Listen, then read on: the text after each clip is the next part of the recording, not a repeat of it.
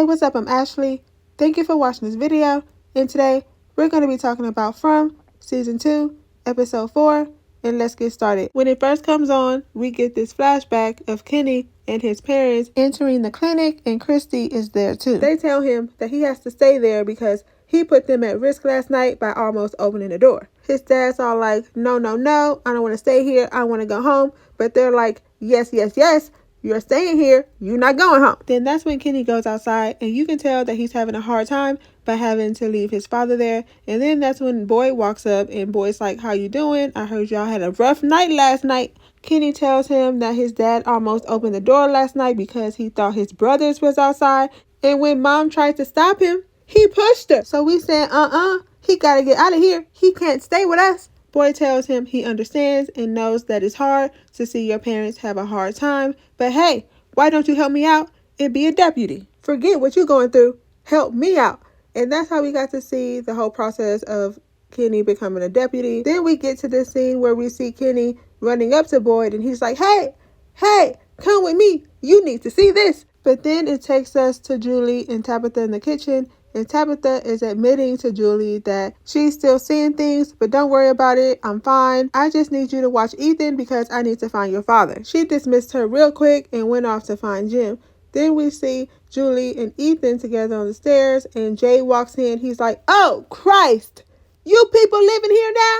Dang. Can't get away from nobody. Ethan says our house collapsed, and Jay's like, it's not my fault y'all broke it. Then we finally get to the part where Kenny shows Boyd that Sarah is in his basement. And Boyd's like, can me and Sarah have a minute? Get out of here. Me and Sarah need a minute. So when Kenny leaves, Boyd goes over there to uncuff Sarah. And he's like, what happened to you? Where did you go when I went through the tree? And she was like, I followed you through the tree, but it took me here. Boyd's like, you been here the whole time? But he didn't want to tell her where the tree took him when she asked him. He asked her, how did you know about this tree? And that's when she said that the little boy in white told her that Nathan was right about us making this place angry, but that we'll be safe when we go through the tree. But then she tells him that the voices that she hears in her head isn't even from the little boy in white. There's something completely different. And Boyd's like, oh, God, different. He goes on to tell her that he's happy that she's there, but knows that everybody else is not going to be happy about this.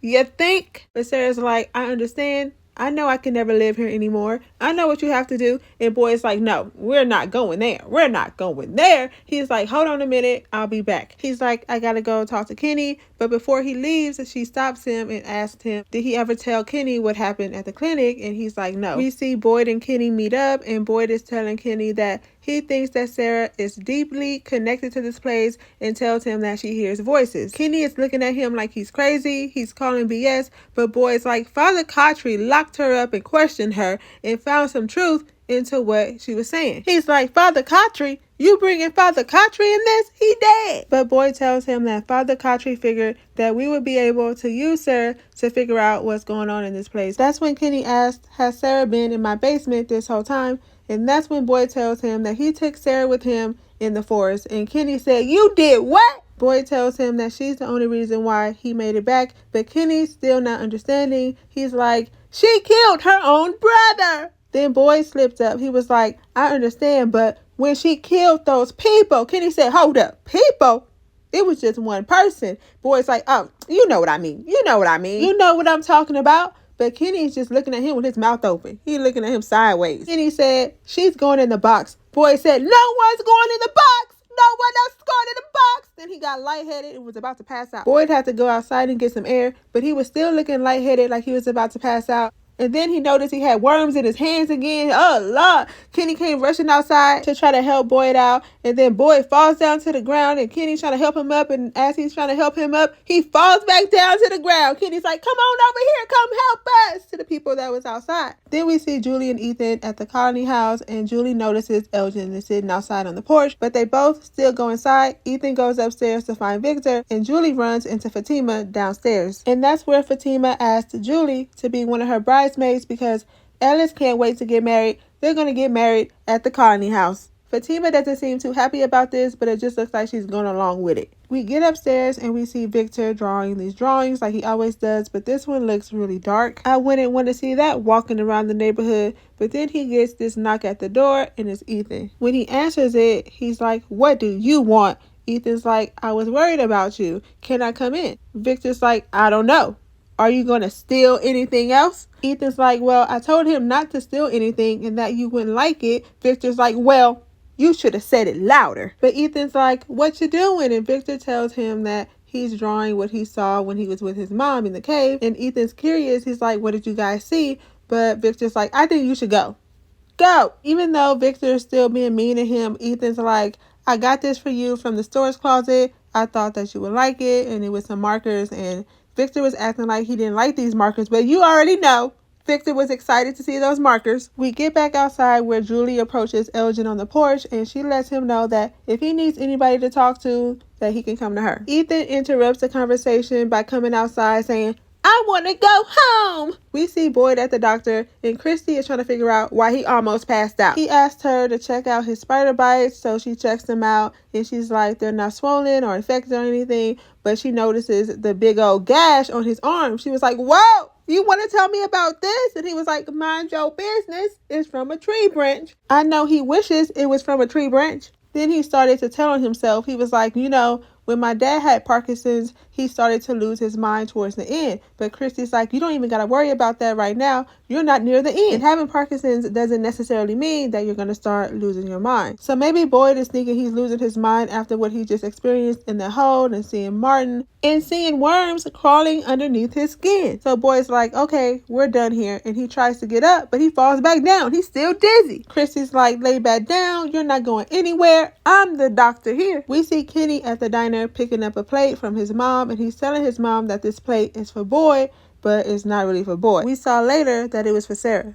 We get to the bar where the bus driver is having a drink, and Jay walks in. He was like, "Oh God, I can't be anywhere by myself in this town." Then he realizes that it's the bus driver, and he's like, "I guess you can stay." And then he goes over to his own little table. But she's feeling guilty because she's telling Jay that the boy told her to turn around, but she didn't listen to him. And Jay's like, "Well, is it before or after you saw the tree?" And she's like, "After." And he's like, "Well, there was nothing you can do then. You were already doomed once you saw the tree, so there was nothing you can do about it." He goes on and says, "Don't even worry about it because after all, these people were on a bus. How good of a life could these people could have had?" Then he's like, "I'm just kidding. It's a joke." But we all know he was dead ass. I love Jay, but he is an a-hole. The bus driver says, "I wasn't even supposed to be driving that day," and that she just took that job to pay for her degree. And that last month, she finally paid off her tuition and was about to turn in her notice to quit, but then thought to herself, why not stay a few more weeks to treat herself? And then that's when Jay lets her know that he sold his company right before he got there. And then they ended the conversation by making a toast to the things that they deserve. Tabitha goes to the clinic to find Jim, but of course he's not there because he doesn't know how to listen to doctor's orders. But while Tabitha is there, she runs into Mary. Tabitha's like, "Who are you? First of all, hi. Who are you? How about you introduce yourself? Hi, I'm Tabitha." Give me the opportunity to say, "I'm Mary. I was on the bus. I know it looks suspicious that I'm in this medicine cabinet, but I'm a nurse." But Mary lets her know that Jim left a long time ago. We get outside of the diner where we see everybody is going through everybody's luggage, and then that's where Tabitha finds Jim. And he's looking at the house that he almost died in. But I'm not looking at that house no more. If I'm Jim, I don't want to see that house no more. But he's telling Tabitha, what if this place was designed just to see how we would react to it, and that the radio worked because he heard a man's voice. He told her that the voice knew his name and told him that they shouldn't be digging. She asked him if anyone else heard this voice on the radio, and we all know it's Donna, but we'll get to that part later. But first, we see Boyd in the bathroom, and when he comes out of the bathroom, he sees Father Cottrey sitting there at the desk.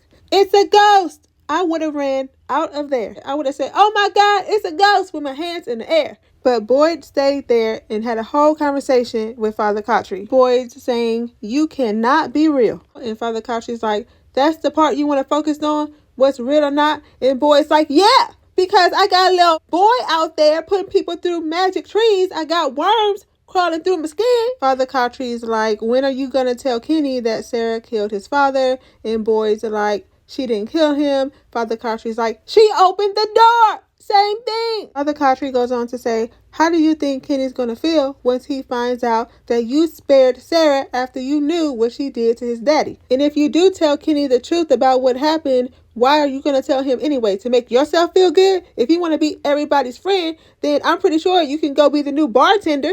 Jim, with all of his bruised ribs, goes over to the Colony house and tells Donna, I know you heard that voice on the radio. And Donna's like, yeah, I heard the voice and I heard him threaten your wife 20 minutes before your house collapsed. What's wrong with you? You over here trying to play with these people? We don't even know if they are human. We don't know if these people are human and you over here want to talk to them again? When you left here, the lights exploded and somebody almost lost an eye. You are not about to get these people hopes up again. If somebody is watching us, they do not want to help us. What if they're one of the monsters, huh? What if they're a monster? So we're going to keep our mouths shut until we know more. So he asked her where the radio was at, and she said, it's in the back. It got a little busted up, but it's in the back. And then we hear this loud yelling coming from the living room, and Donna rushes in there. She's like, what's going on? And by the time she got in there, Randall had already abused somebody, threw him down to the ground and was kicking on him. He said, don't touch my stuff. This is not going to work if people are going to go through my stuff. And Donna started walking up to him with her finger in the air, and he said, enough!